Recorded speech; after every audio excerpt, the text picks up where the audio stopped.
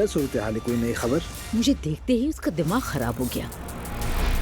वो एलिफ साहिबा पिछले कई दिनों से मुझे फोन पर तंग कर रही थी। वो मुझे गालियां और धमकियां दे रही थी। अच्छा, ऐसा मुमकिन नहीं है खाला, ऐसा नहीं कर सकते। पुलिस के पास सारे रिकॉर्ड्स मौजूद हैं। लेकिन एलिफ कहती है उसने नहीं किया कुछ भी। तुम्हें कैसे पता चला? महर ये ऐसा भी नहीं था जो समझ में ना सके। उसे तो समझ नहीं आया, मगर मैं जा रही हूँ, मुझे बहुत जरूरी काम है। तुम महर के साथ बैठो। खाला, अब क्या हुआ? मरियम साहिबा ने झूठे इल्जाम में जेल में डलवा दिया है। क्या? ठीक हो तुम? मैंने बताया है